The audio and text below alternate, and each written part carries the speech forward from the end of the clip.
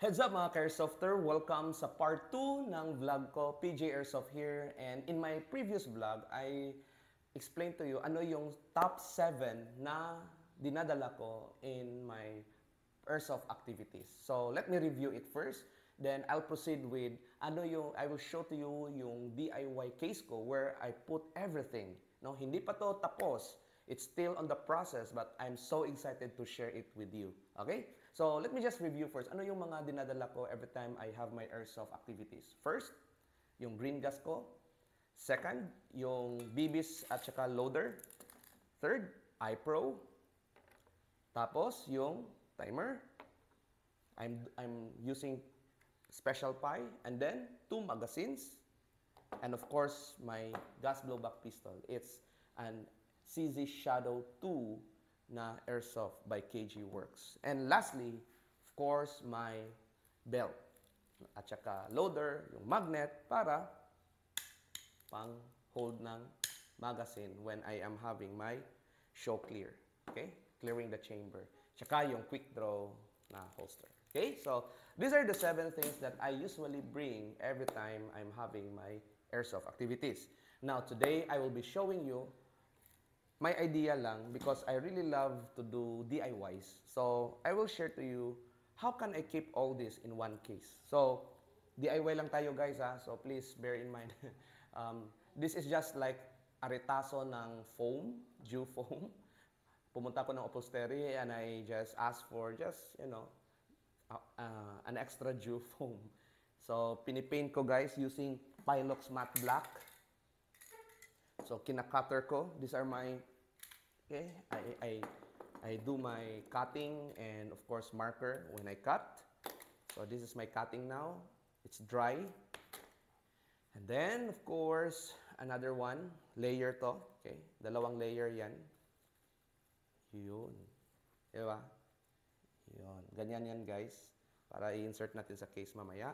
This is the upper, this is the lower. Ganyan yan. Okay, sa case. Okay? And of course, I used microphone case na wala nang microphone kasi sira na. So, I'm just using this. Hindi na ako bumili, guys. How about you? Ano yung mga case, gun case na ginagamit nyo for your airsoft gas blowback pistol? Can you please comment it below and tell me your experience about your gun case? So, sa akin, guys, ito yung ginagamit ko. Just a typical recycled one, no? Upcycle pala. So, ito. Yun. Okay? So, basically guys, I already cut it, measured it. So, this is the upper. You need to insert it. Yun. As easy as that. Okay? So guys, upper is done. Now, let's go to the bed na with cut. Again guys, hindi pa to siya talaga tapos. I still need to put some rugby dito para mag-fit talaga. But I just want to share it with you today. Yun. Okay? Then, the division, yung upper. Okay, let me share this. Yun. Okay.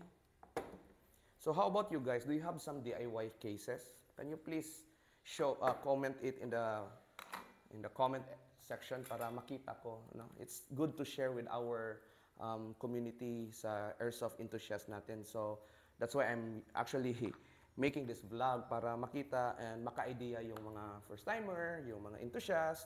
So again guys, hindi ko pa to talaga na-fit, but I just want to share it with you now. I'm just so excited. This is my first time no, na gumawa ng talagang lahat mapapasok sa isang case, ang lahat ng item. So, pasok natin. First, green gas. Okay. Okay, yun. Wow. Good. Fit na fit. Second, yung iPro. Then, timer. Off muna natin. Yun. Timer. BBs.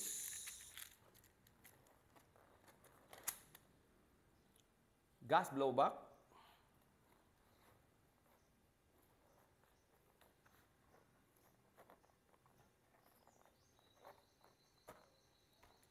Two magazines.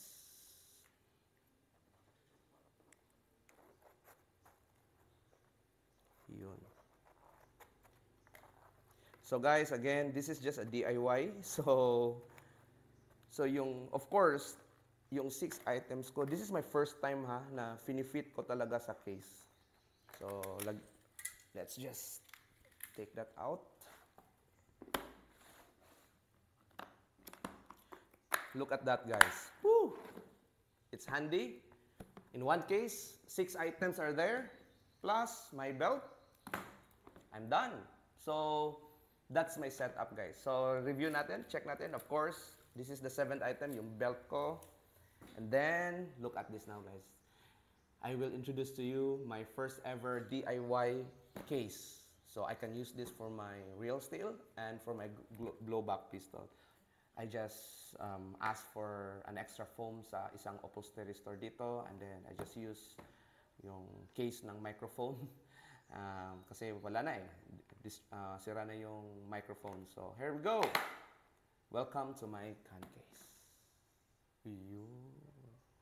Woohoo! Tingnan nyo guys. Close up. Wow! Perfect. My green gas, 2 magazine, my CZ Shadow 2 na gas blowback pistol, my BBs and reloader, the timer, and the iPro in one box. Whew! Talagang swabing-swabe.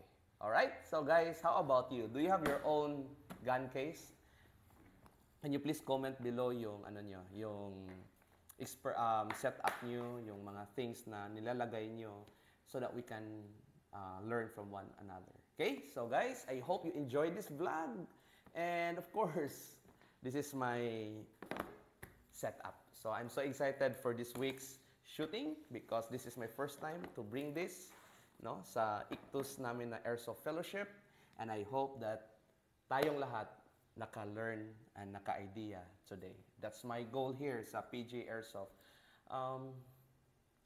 Giving some ideas that what I have here right now, and hopefully you can also do your own. I want to see you do your own, woohoo, yun, your own gun case. So guys, I hope that you are also having wonderful time watching this video. Please don't forget to subscribe and like my Facebook page and my YouTube channel for more. Have a blessed day everyone. Stay safe and stay strong always.